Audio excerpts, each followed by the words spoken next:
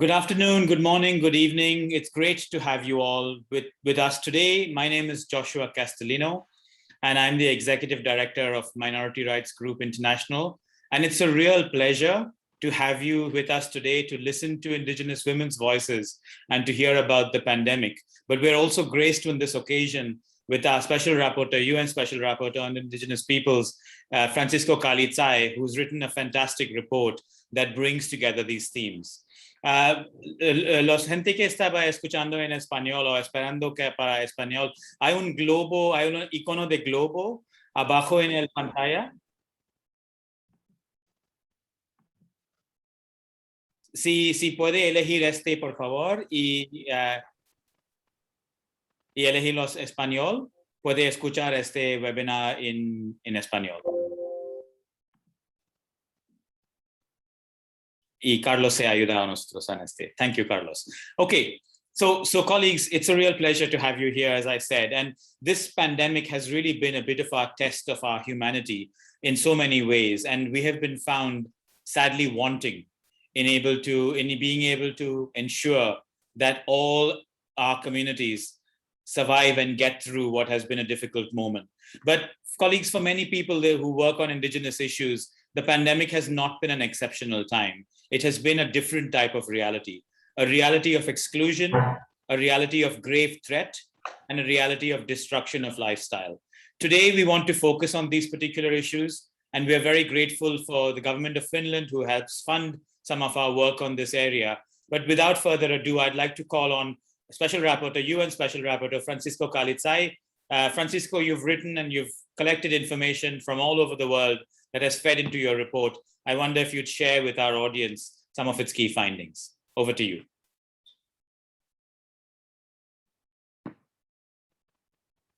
You're on mute, Francisco. No podemos escuchar. Thank you very much, Joshua. So I know that it's very difficult sometimes to manage this kind of technology, but anyway, thank you very much. Good afternoon, good evening, good morning to all of you, wherever you are connected in this opportunity. It is a great honor and privilege to share this work with you in such an important gathering to discuss the finding of the Minority and Indigenous Trends Report 2021 of the Minority Rights Group International. Mainly, we are here to further discuss the situation of Indigenous women and girls during the pandemic. As many of you know, my mandate has dedicated to thematic reports on the impact of COVID-19 on Indigenous peoples. One was submitted to the General Assembly in 2020, and the other one is going to be presented today. It's supposed to be presented yesterday, but you know, the agenda of the Human Rights Council is so behind, so I will present it this afternoon at 5 o'clock in Geneva time. And it's focused on COVID recovery. These two reports analyze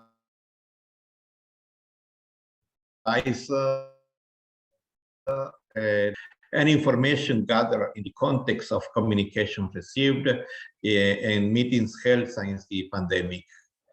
My report corroborates the finding in the Minority and Indigenous Trend Report 2021 that COVID-19 and state recovery efforts have disproportionately and negatively affected Indigenous people, women and girls in particular.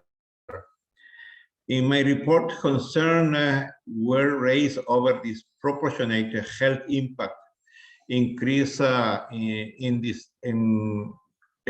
racism and racial discrimination, exacerbation of economic and social inequalities, and to the continued operation of business activities encroaching on Indigenous land during the pandemic. COVID-19 for Indigenous women and girls has further exacerbated existing inequalities and marginalization. For women and girls, some main areas of concern emerged in the report. One, in education, school closures have led to increased levels of pregnancy and early marriages among school-age girls.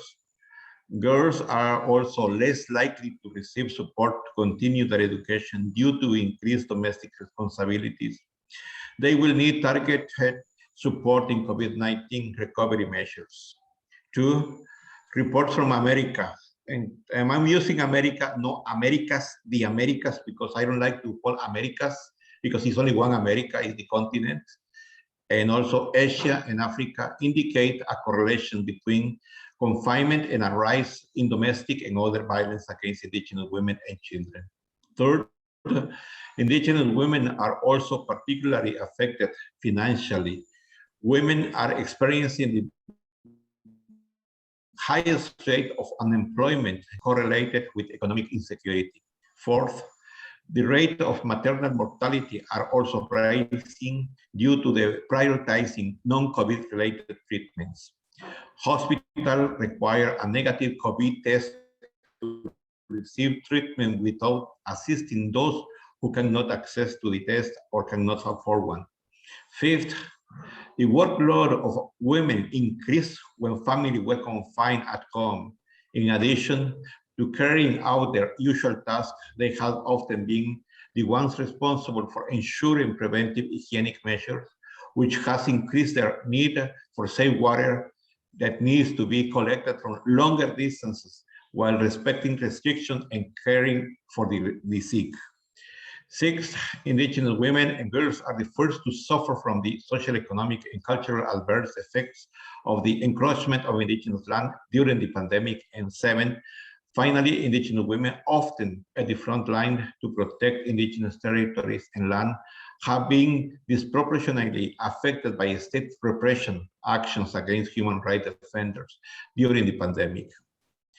COVID was also an opportunity for women to show their resilience, strength, and hope for the future. If COVID has shown us anything, it is that we need to change our relationship with Mother Earth. It is scientifically proven that there is a correlation between zoonotic diseases. In this regard, women and girls have played a paramount role in the protection of nature and ecosystems. They have led initiatives to recover from pandemic in ways that exercise indigenous right to self-determination and self-government while reconnecting with their traditional lands and revitalizing cultural practices. For instance, indigenous midwives have redoubled their effort to meet the growing demand for care, as indigenous women have preferred not to go to official health centers for fear of contagion. Indigenous women and organizations have promoted initiatives to cope with violence and discrimination against them. In Brazil, they have reported violence and femicide cases and disseminated information on gender violence, depression, and suicide prevention between indigenous. In Brazil, there's communities. We cannot forget the role of the youth. In Latin America, young girls have played a fundamental role in this designing solutions for COVID-19, revitalizing indigenous knowledge and languages, promoting food security and protected ancestral territory. Indigenous youth have planted gardens for indigenous medical plants and traditional food, created cultural and intergenerational information materials on COVID-19, distributed masks with cultural patterns, used street art to promote indigenous languages and knowledge, documented elders' knowledge and created cultural maps to protect their ancestral territory. But women can't do everything by themselves. The states have an obligation to recognize, sustain, and protect indigenous women and make them part and protagonists of current and future policy design to prevent pandemics and implement gender-based approaches for COVID-19 recovery measures to address the unique impact on women. A state must adopt measures to address gender inequality in accessing health services, social benefits, and employment, and collect disaggregated data to inform future decision-making and implement strategies to better serve the needs of indigenous women and girls. States should pay special consideration to indigenous women living in voluntary isolation or in face of initial contact on those practicing a nomadic or semi-nomadic way of life that face greater discrimination and risk of physical harm and irreversible loss of culture, indigenous knowledge, and language extinction. Also, particular attention should be given to indigenous elder women who are generally the holders and transmitters of indigenous knowledge, culture, and language, and require special attention due to their greater vulnerability to COVID-19. A state must ensure that COVID-19 recovery measures address the long-term needs and financial impact of the pandemic on indigenous women in terms of education, employment, housing, health, and other social services. A state must adopt measures to eliminate systemic institutional racial discrimination and implicit bias that women, girls face in accessing public health care system and emergency response. Educational initiatives must ensure that minority and indigenous backgrounds are adequately supported. A state must engage in a sustained dialogue with indigenous people, particularly women, on the long-term consequences of the pandemic for cultural heritage and livelihoods, and adopt effective national responses that include measures to secure land rights and implement conservation approaches that recognize the close relationship of indigenous people with nature and engage them as a steward of the environment and natural resources. The state should address food and a system focusing on land-based solutions that recognize the collective territorial rights of indigenous people. States should implement measures to bridge the digital divide and technology gap by increasing the number of mobile phone towers, improving internet access, and funding indigenous community radio stations. The states must promote policies to strengthen the transmission of indigenous languages and knowledge to future generations, and the role of women as knowledge keepers as a way to prevent and mitigate future pandemic. Finally, the state must implement effective measures to end the criminalization of defenders of the right of indigenous people and repeal counterterrorism laws targeting indigenous people. To conclude, as the UN Declaration Article 22 reminds us, particular attention should be paid to the right and special needs of indigenous women in the implementation of this declaration, and the state should take measures to ensure that indigenous women and children enjoy the full protection and guarantees against all forms of violence and discrimination. In light of that, I'm looking forward to today's dialogue and sharing of experience, hoping that this conversation on indigenous women's rights can be a constant reminder to the state of their obligation to indigenous women and girls. Thank you.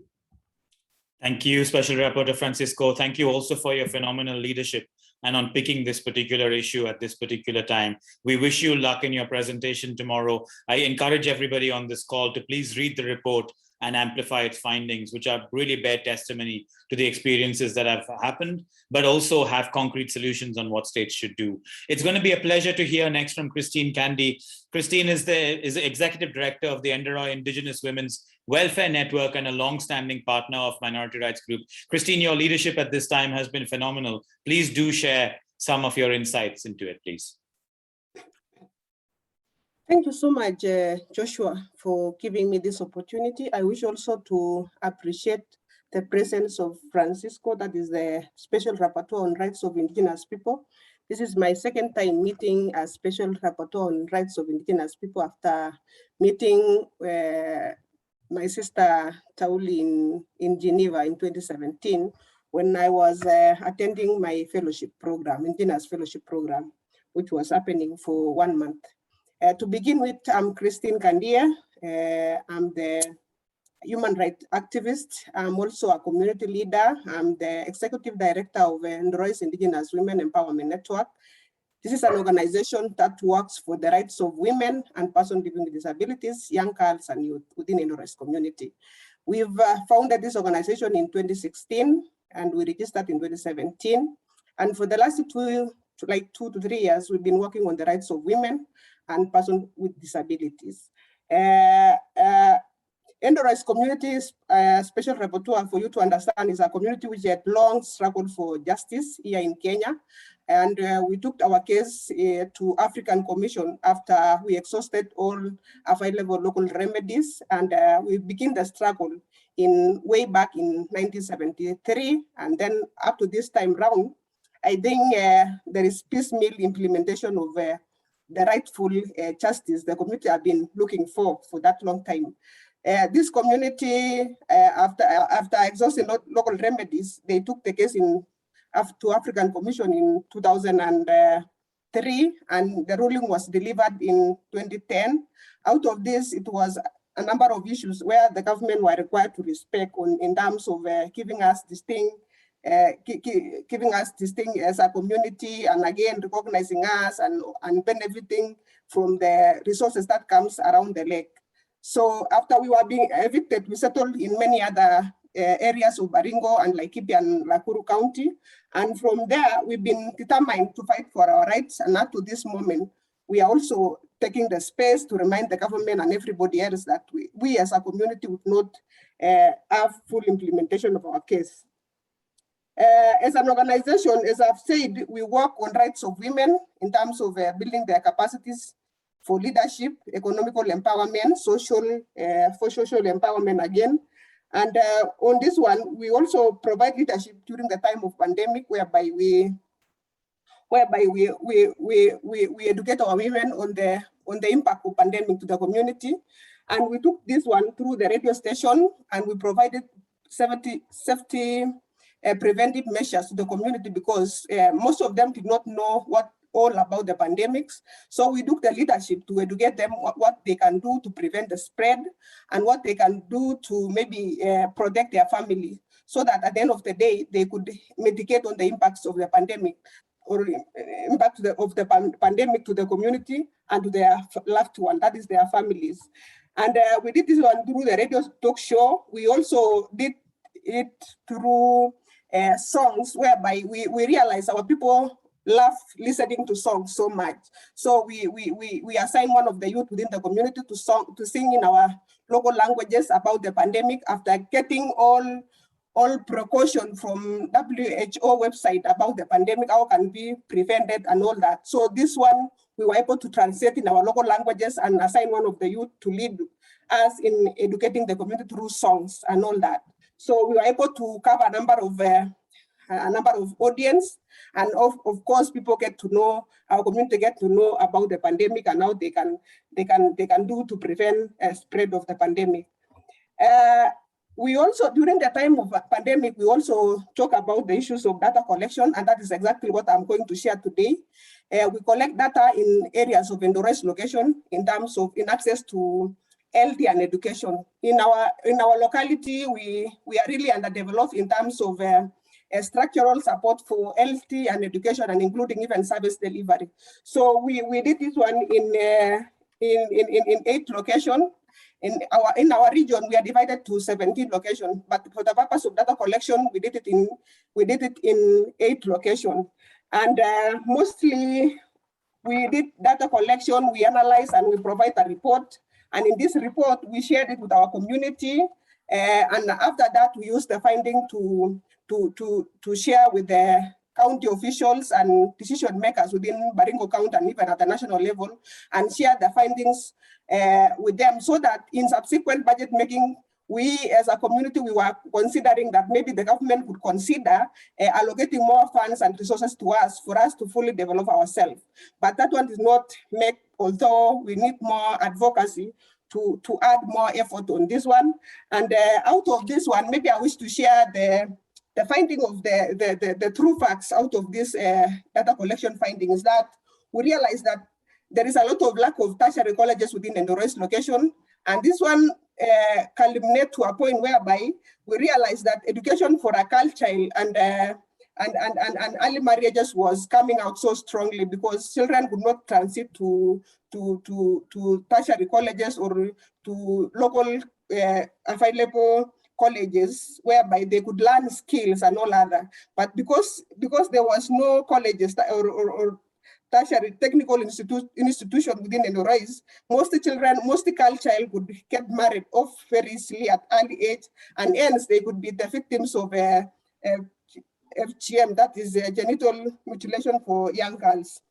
Most institutions in Endora's location were built in 70s, that is long time ago, which revealed the gap in development. So when we realized that most of the institutions that were in place were poorly constructed in early time, in 1970s, even before I was born myself, and this one did not capture the issues of the issues of considering to build another schools. And then of course you will realize that in this institution it does not meet the needs of because of course they will travel for a long distance to access education, to access elder centers. And again, there is the issues of person with disabilities within the community that is facing a lot of extreme marginalization, and even they cover most of the distance. And you realize that person with disabilities and women, of course, they need to access very easily those services, but that one did not come out. It revealed to us that they really struggle to access services, those services that I've just shared with you.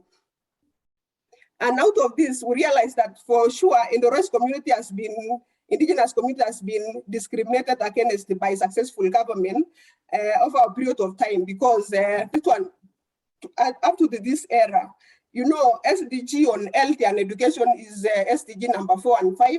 And the ambition of the SDGs is that they wish to realize this one by the vision 2030. So 2030 is some few years too, and we really, as way back in Endorais, here in Endorais, we really struggle to access those services, and we really wish to see that these services will become accessible in our community. And as I've said, that person living with disabilities and really work for a long distance to access these services, and we recommend that maybe county government can equip a lot of funding to elder centers and even to get more staff and medicine located in Endorais location. And then again, we on this one, we suffer with a lot of challenges, including even the issues of insecurity. And this is something I wish to bring it out strongly. After the ruling of African Commission way back in 2010, after this, we as an Endorais have gone through a lot of difficult moments in terms of having our own losing livelihood. People are being evicted, and then again we are being killed by guns that is available from our neighbors. That is, we believe that there is a phenomenon here in Kenya whereby pastoralists get to kill one another. There is a lot of conflict, and when we ask the government to provide us with a lot of peace, provide us with peace, they run away and insinuate that this is out of political kind of competition which is happening within. Politicians get to use that time to maybe fuel conflict among communities. But I wonder why the government has not provided solution to this one, because they have the mandate and they have the capacity to make us live in peace. And as I talk now, like 2 days ago, we lost a number of animals, and our people were really crying. You can get even an elder, including even young women, crying for what they have lost, because at the end of the day, out of this one, as much as we are recovering better out of this pandemic, we also have lost a number of animals. At the end of the day, we want to take our children to school. At the end of the day, we need to feed ourselves. But at the same time, you've lost your livelihood. How can you support yourself? And the government are not providing anything to support victims of cattle rustling. They are just quiet, and we've never understood why they are not serious to restore peace in our community. And this is something I wish to Special Rapporteur to take it seriously, and maybe because I know they will meet with government officials out there in Geneva, maybe he should come out strongly and ask the government of Kenya why they are so reluctant to provide peace to indigenous people, especially those people who practice pastoralism, because government has never shown any interest in promoting pastoralism as a livelihood, pastoralism, because they are interested with their investors, because they term our land as an idle land. So when we use the land for pastoralism, they see it as an idle land, and that is why they are not serious in helping us to live with our livelihood. And for that reason, and my recommendation is that first, because I've talked to you, is the implementation of Enterprise case. Enterprise case has never been fully implemented for so long.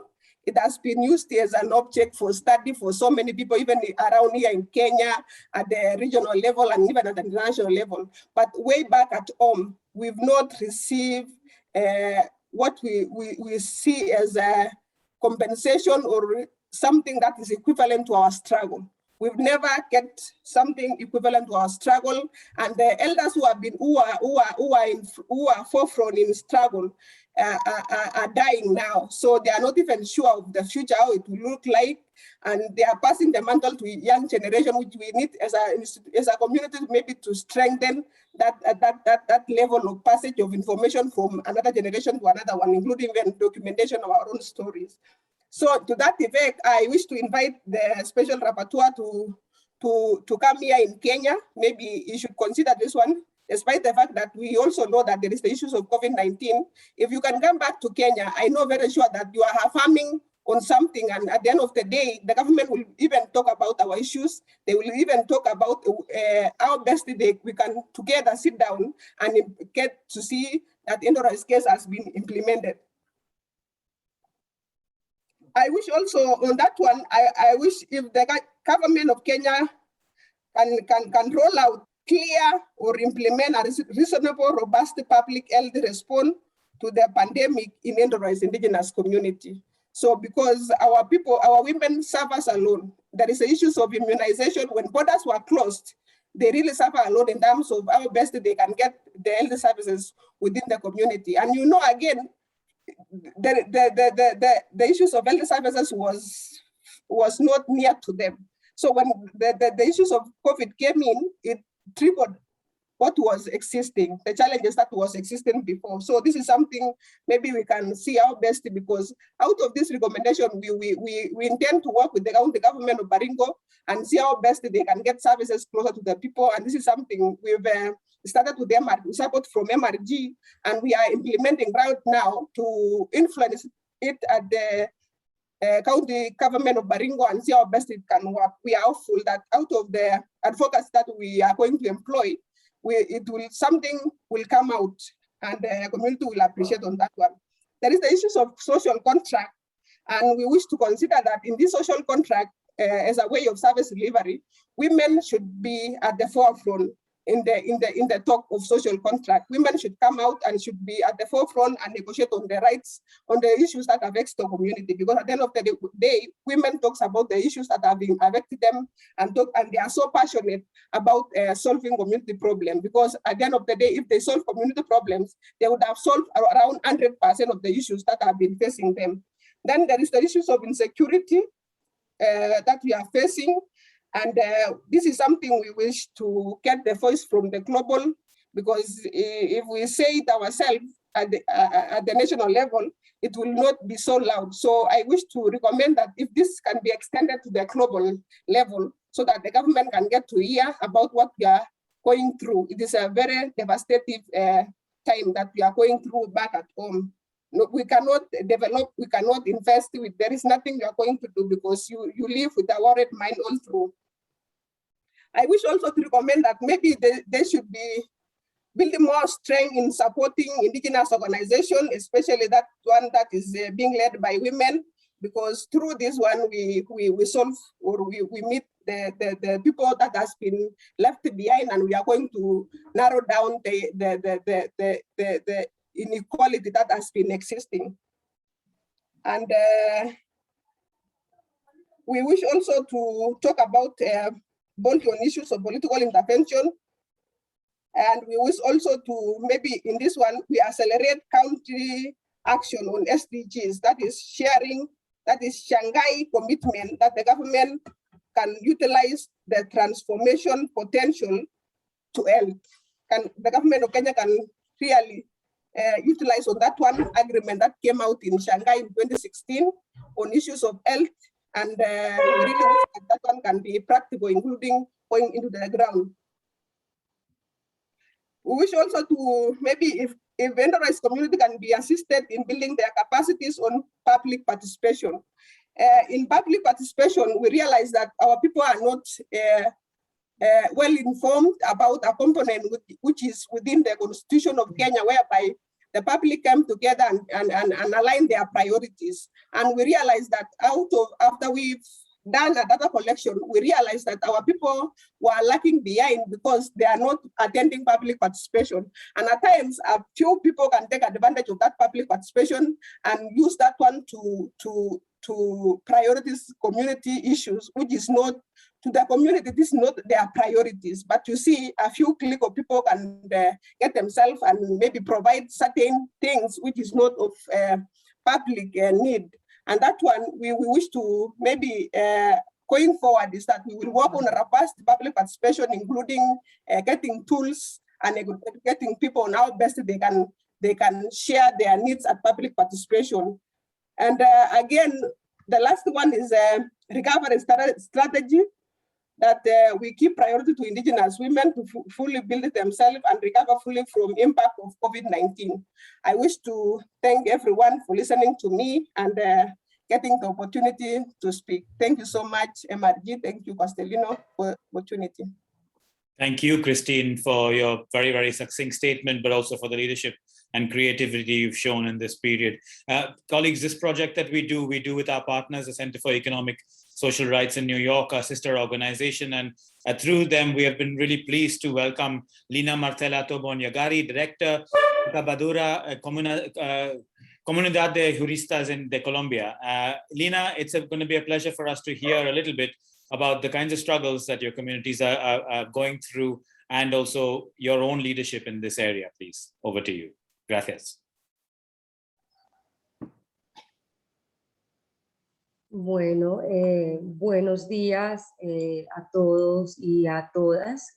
Como ya me presentaron, mi nombre es Lina Marcela Tobon-Yagari. Yo soy indígena del pueblo Embera Chamé, directora de una corporación de profesionales indígenas que trabajamos temas en defensa de los derechos humanos y de los derechos étnicos territoriales.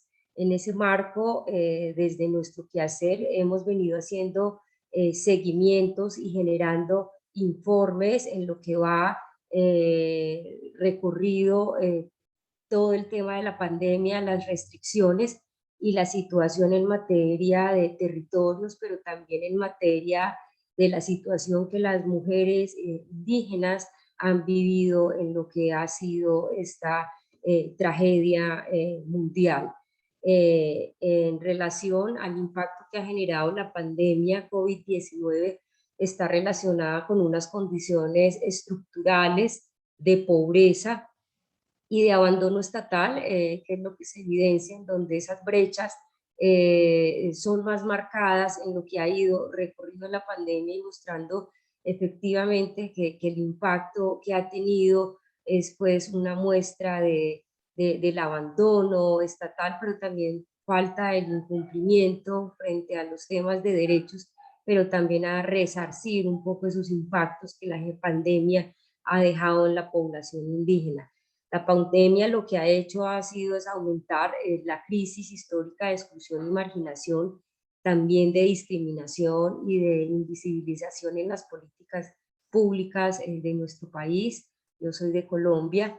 Los sistemas de información aún no registran datos relacionados con la especificidad de los pueblos indígenas que habitan en Colombia y al que pertenecen las personas contagiadas, y es peor aún no el registro por género y por grupos etarios de los pueblos indígenas. En eso Colombia sigue mostrando sus deficiencias en materia de reportar la información y de brindar atenciones oportunas conforme la información que el sistema de salud y que las entidades de gobierno pues deben reportar frente a todo el tema de los contagios y las múltiples necesidades que esto ha generado en nuestra población.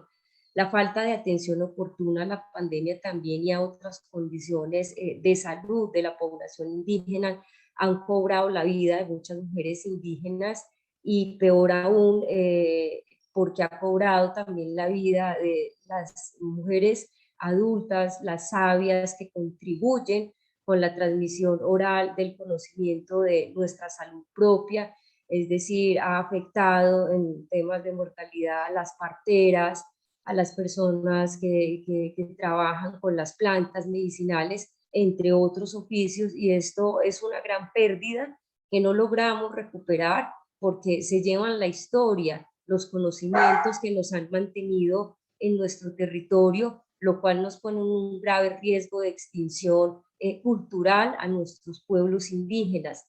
Adicionalmente, las medidas asumidas para el control de la transmisión del COVID impide la continuidad de tratamientos interculturales para enfermedades crónicas no transmisibles, inclusive para las enfermedades infectocontagiosas que aún no se habían controlado en las comunidades. La salud sexual y reproductiva quedó en riesgo. Muchas de las mujeres indígenas gestantes quedaron sin atención debido a la dispersión socioespacial y la ubicación de nuestras comunidades.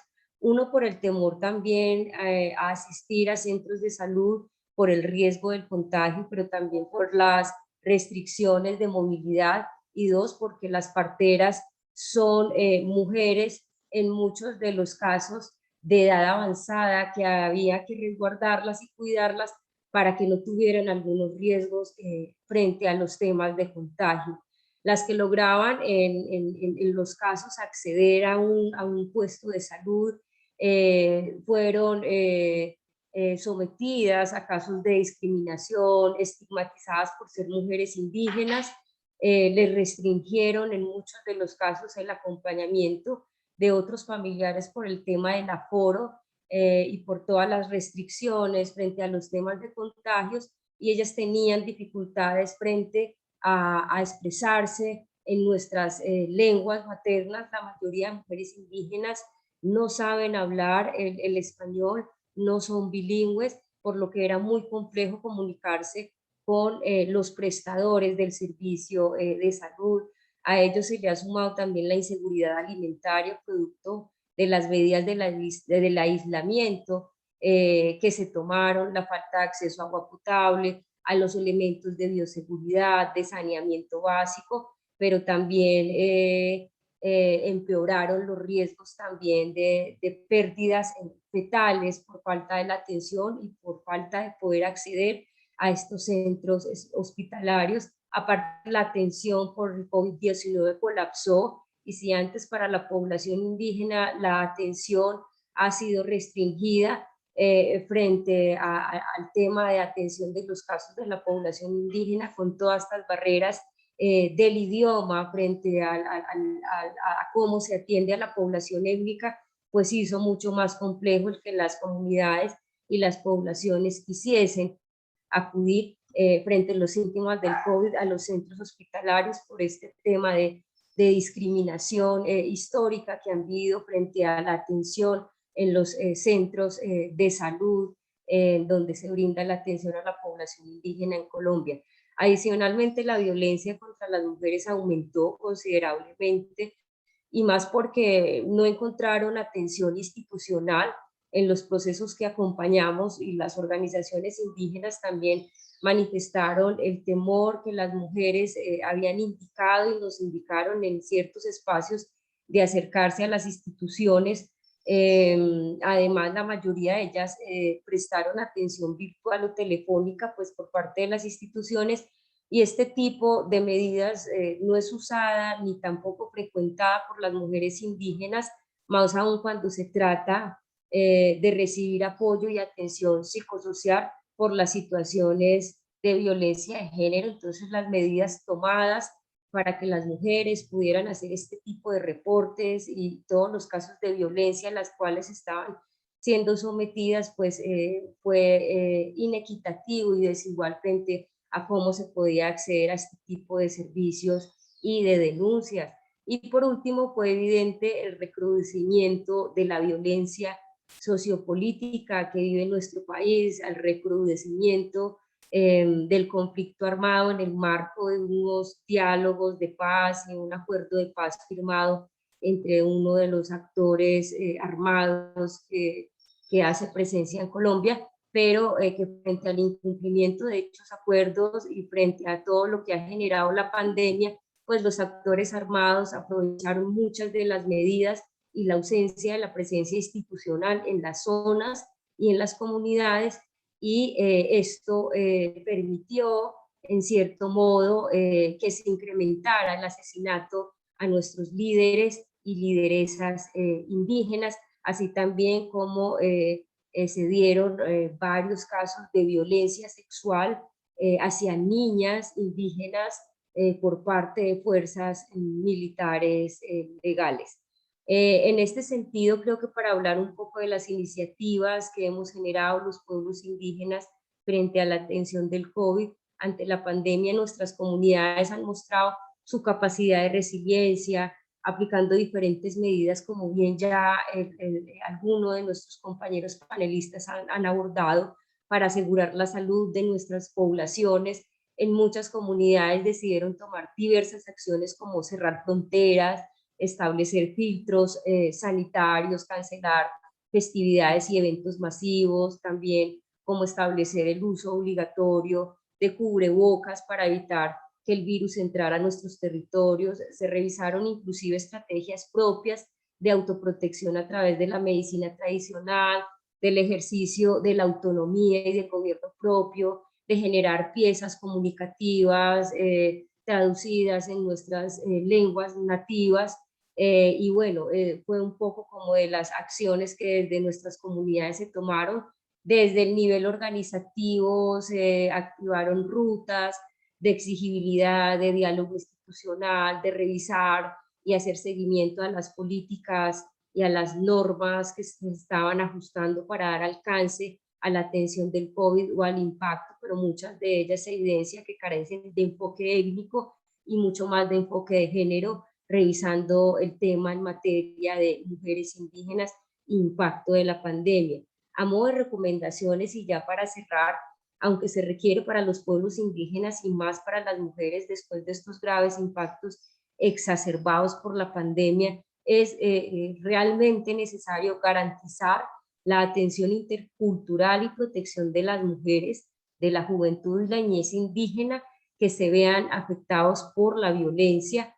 Es muy necesario también capacitar al personal médico y promotores comunitarios de modo tal que ofrezcan un servicio adecuado, socialmente libre de discriminación y racismo, adoptar también medidas urgentes que se ajusten a los propios sistemas alimentarios tradicionales de los pueblos indígenas para garantizar la seguridad y la autonomía alimentaria y nutricional, así como asegurar el abastecimiento de agua potable y segura, que es una condición básica y mínima y elemental para los temas de bioseguridad, mejorar los sistemas de registros y de información para poder dimensionar realmente y actuar frente a los impactos reales de la pandemia en los pueblos indígenas, y finalmente apoyar y restablecer sus medios de vida y economías tradicionales, especialmente las lideradas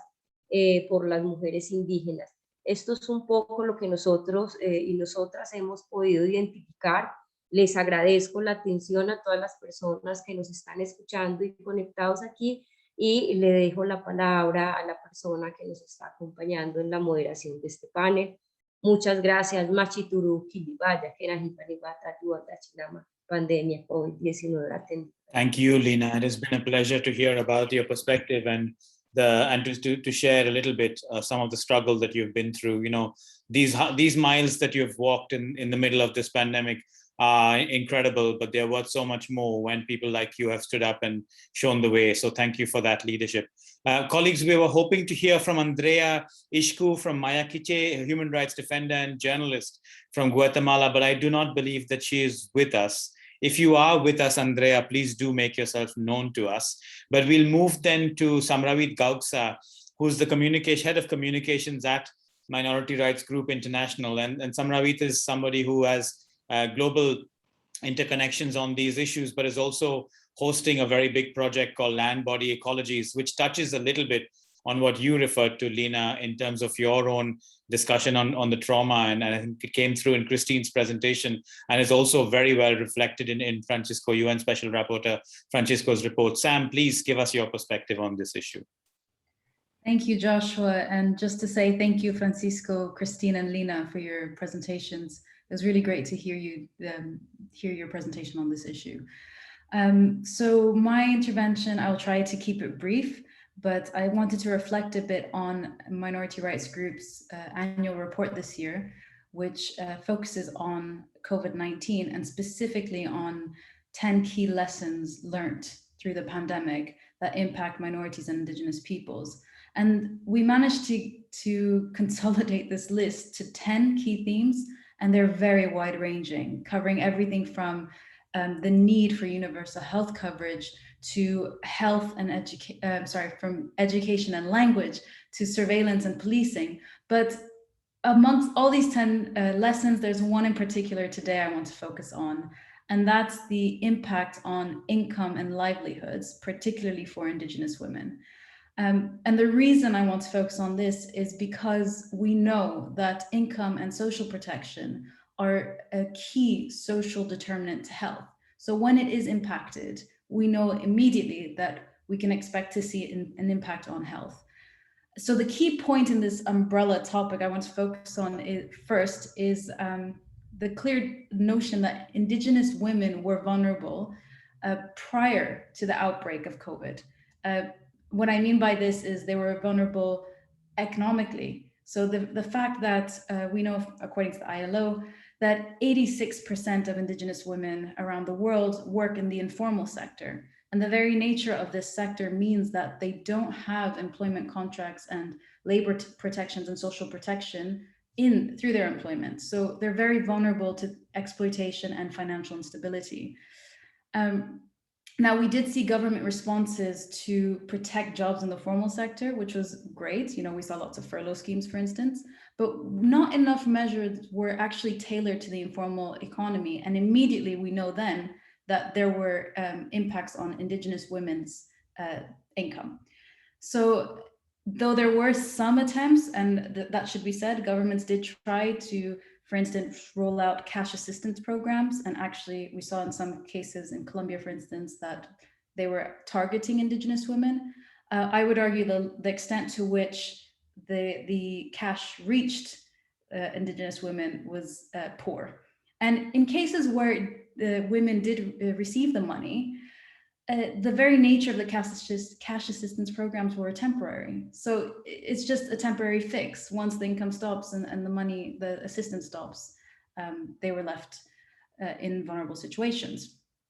So that's the first thing I want to emphasize. The situation and the vulnerability of Indigenous women commenced prior to the outbreak of COVID, and COVID only worsened it. We saw the heavy impact due to the outbreak and the responses to the outbreak. The second thing, I've selected a few key theme points. So there's a lot more on this topic in our annual report, which I see is shared in the chat. But the second point I want to emphasize is that we need to really consider the income streams and the sources for Indigenous women. So one thing that became clear during the pandemic is that a lot of the Indigenous women's income depended heavily on actions and decisions that came from the global north. And this is very problematic. A prime example of this is the tourism sector. Globally, tourism halted, and we know that a lot of Indigenous communities worldwide depend on tourism for their income. And this is often because they're the ones who share their culture. They're the ones who have cultural tours of their lands. They also share and sell arts, handicrafts, and pottery, for instance. And within the Indigenous communities, it's often Indigenous women who have this role, who depend on the tourism sector. And when visitors stopped coming in, there's one case study in our report we really touch upon this, and that's the Batwa community in Uganda and Rwanda. That the women in this community really rely on selling their pottery and handicrafts. And when the tourism and number of visitors really reduced, their income just completely halted. And one thing to mention here is that even then, there was an alternative way to gain an income, and that was to turn to farming and their own traditional knowledge. But this is where it's clear that wasn't an option for the community because of the systematic land dispossession that they faced prior to the pandemic, their evictions from their ancestral lands. So even when they have a backup plan and an alternative mode to gain money and grow food, for instance, it wasn't an option. So if anything, this model of job or relying on tourism, for instance, it's a dependency, and this really needs to be thought through because it's just an unjust system that has detrimental effects to health. We also saw this in other regions. I mean, the Batu was an example in Africa, but we know this link between reduced income impacting not just Indigenous women's health, but the community widely, because we saw reports from the Wayu community, for instance, in Venezuela and Colombia, in between the two countries, where early on in the pandemic, they reported that 50 children in their community were facing extreme malnutrition. And the common denominator in this situation was the fact that their mothers, their income was coming from tourism, which completely halted. So it's a clear example of this link. If we don't ensure that Indigenous women have stable income, then we know the community widely will suffer. My next point I wanted to bring up was mainly to highlight that even with this horrible pandemic that had caused detrimental impacts to Indigenous communities widely, we know that there were incredible acts of resilience, resistance, and solidarity shown within the communities themselves, and local initiatives that I don't believe were spotlighted accurately or enough in the global discourses on COVID-19. So, for instance, we can take the example of lockdown measures. We know that lockdown measures disproportionately impacted Indigenous women, and I'm thinking specifically of stay-at-home orders in this instance, where we know stay-at-home orders worldwide, we saw as a result an increase in domestic violence against women, and particularly Indigenous women. There's a great case study in our report that focuses on the situation in Guatemala, where we know South America widely that femicide is a serious issue, particularly for Indigenous women. And last year, in 2020 alone, between March and June, we know that 140 women were killed, pure femicide. Now, this climate of lockdowns and curfews, this forced a lot of women to stay at home in vulnerable situations and open to domestic violence. And there were a lot of CSOs on the ground ready to assist. The issue is that, first of all, by having lockdown measures in place, organizations themselves couldn't really operate in the normal way. So this case study in our annual report looks at one example of real, inspiring stories of CSOs going the extra mile to make sure they're there for victims of domestic violence. And that is one called Casa Acabal, which is an NGO based in a small community in Guatemala, where they're mostly Mayan women who are victims of domestic violence. And they really shut down for the first 2 weeks and retailored all their services, because initially they focused on providing legal services. And they ended up providing food, supplies, and even opening a community garden on their premises, because it was really important to support well-being. And this is something as well, one of the points I wanted to highlight. When we talk about the impact on health, very often mental health gets forgotten in this.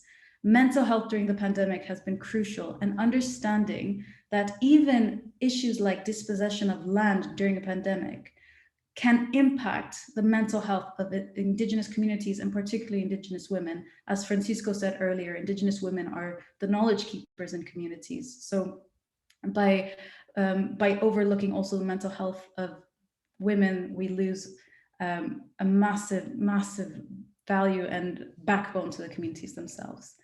And for the sake of time, I will close with one final point. And there are a lot of recommendations we have in this report to really support Indigenous women in the community, and how best to support Indigenous communities widely. But I want to start and end with one, and that is that we all must listen to Indigenous women's voices. We must make the space in all these conversations to not only understand the impact that the pandemic is having on women and wider communities, but also ask explicitly for Indigenous women's insights in what they believe and know are the solutions for their problems. Because that is there, we're seeing some action around this area, but it's not enough.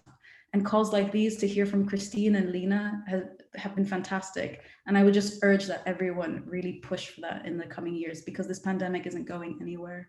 So for the sake of time, I will end there. Thank you all. Thank you very much, Samaraweet, and also for the work that you've done on the impact of the pandemic on health with the Special Rapporteur on contemporary forms of slavery, which again ties in a little bit with the points that you made. Colleagues, it's been an absorbing hour. We have perhaps a minute maybe from each of our panelists, and I would love to hear from Lina and Christine and Francisco, and then Sam, perhaps in that order. Just maybe to our question from Mira about, we are focused a little bit on the pandemic, and in a sense, the pandemic has been exceptional for the rest of the world because it has kept them and excluded them from so-called normal life. For Indigenous communities, it's just been a different kind of an oppression. So I think Mira wants to know, are there any good practices that you have come across, either in the work that you've done yourselves or in other communities, that could be replicated into so-called normal times, into so-called post-pandemic times? And I wonder if we might start with you, Christine, and then maybe hear from Lina, and then perhaps Francisco, from your overall view and any comments you might be able to add, Sam. So over to you, Christine, please. Thank you so much. And I wish to appreciate also for the good question. And coming to the question is that one of the best practice that as we've observed and we practice is that the issue of washing hands and maintaining social distance, and particularly washing hands. This one is an hygiene thing, is an hygienic to wash hands, and we've realized that the issues of flu and fevers has really come down within the Ndoroist community. There is low reported cases of children getting flu and maybe getting contagious diseases like diarrhea and many others. So this one is a good practice, and it has really subside or bring down other diseases that comes with the poor hygiene. Then there is the issues of traditional knowledge and practices that the community need to observe to prevent the coming of any other diseases. Is that the Indigenous community was able to reconnect again with their practices, the previous practices that was being practiced before on issues of diseases and even catastrophic that comes around. So we were able to reconnect back and maybe get to our traditional knowledge and practices that used to happen before, and maybe practice those issues. So to me, those are two good practices that I can share with you. Thank you for the good question. Thank you, Christine. Very succinct. Lina, ¿puedes compartir con nosotros algunos mensajes?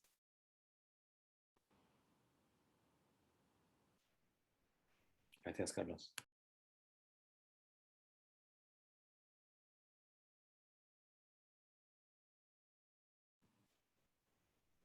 I'm not sure Lina can hear us or is with us. Maybe we could go to you, Francisco, from a more global perspective. Lina's here. Francisco, apologies. Disculpe. Please, Lina. Sí. Bueno, creo que me sumo muy bien lo plantean la compañera que acaba de intervenir.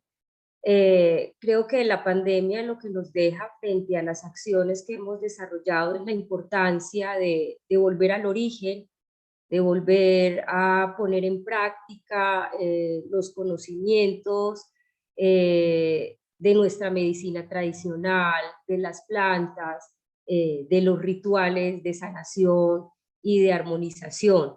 Creo que eso fue un factor clave para que las comunidades pudiesen hacerle frente en medio de las múltiples necesidades y frente al acceso a unas condiciones que puede tener la población mayoritaria en Colombia, ¿cierto? Me refiero específicamente al tema del agua y de la potabilidad del agua, de una de las indicaciones que las organizaciones internacionales y de salud nos indican a los pueblos indígenas es lávate las manos constantemente, pero ¿cómo hacemos en comunidades en donde ni agua hay, cierto? Entonces, creo que allí se recurrió a todo el conocimiento de la medicina tradicional y las plantas, y también nos pudimos dar cuenta de la concepción a veces que existe frente al tema de los pueblos indígenas, por ponernos en categorías y condiciones de pobreza extrema. Los pueblos indígenas en Colombia, pues mostramos de lo que ha ocurrido en la pandemia, de que tenemos unos sistemas inmunológicos fuertes, que hubiéramos creído que esta infección que afecta a los pulmones, en donde enfermedades como estas no hacen parte de nuestras enfermedades milenarias, que ha sido traída en parte por la población colonizadora que llega a nuestro continente, pues dimos respuesta frente al número pues como de mortalidad que hubo en población indígena, que es diferente al de la población colombiana. Sin embargo, que es una constante y que es una realidad de que afecta a la población indígena y población mayoritaria que tiene otras patologías y otras condiciones de afección en la salud. Creo que esas han sido un poco las estrategias, y yo creo que aquí también plantear de que las organizaciones indígenas estuvieron muy al tanto en el seguimiento de las medidas normativas que se quisieron aplicar en este corrido de la pandemia. Se quisieron hacer procesos de consulta previa, inconsultos, a través de medios virtuales, cuando las condiciones frente a esos temas de consulta pues era inequitativa, y se quiso pues como también aprovechar estas circunstancias para avanzar en retrocesos en materia de derechos de pueblos indígenas. Creo que allí estuvieron las organizaciones y las vocerías también haciendo seguimiento a través de los sistemas de información propio que las organizaciones indígenas han creado frente a la dinámica del COVID, frente al tema del contagio, frente al tema de la mortalidad por temas del COVID, y frente a todos los temas como de apoyos humanitarios y ayudas a través como de programas, y poder acceder también como a ese tipo de recursos. Aquí celebrar que el esfuerzo lo hicieron los pueblos indígenas, y pues como siempre reiterar la falta de voluntad política e histórica que ha tenido el Estado colombiano frente a la atención en materia de derechos de los pueblos indígenas. Muchas gracias.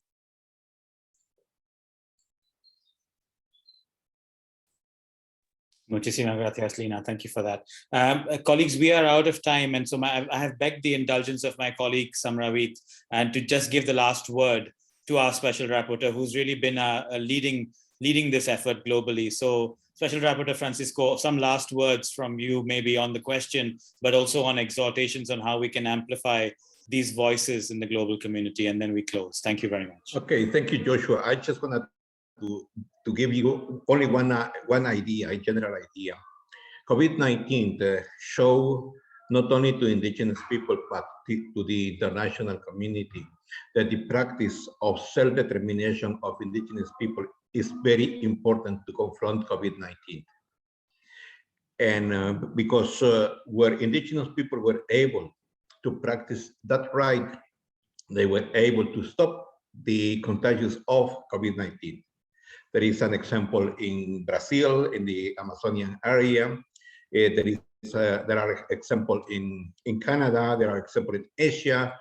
I think there is also an example in Africa. So that is very important to highlight it. And how to bring the attention, I think we have to link each other. I think individually, we cannot do anything. I think that we have to work together. So that is my last message. Thank you very much. And also for the conducive environment you have created so we can all work with you. Thank you very much for listening, colleagues. Special thanks to Loic in our office who helped organize this. Our thanks as ever to the Center for Economic and Social Rights in New York, who we work with very closely on these issues. Carlos, muchísimas gracias for the role that you've played in enabling this conversation, and to our officer in Geneva, Glenn Payo, for the work that he's done in bringing it together. Francisco, we wish you luck in amplifying these voices. Colleagues, please do stay tuned in to Indigenous women's voices. There's a lot of wisdom and a lot of know-how in how we can conquer a better future. Thank you very much for tuning in. Bye. Thank you. See you.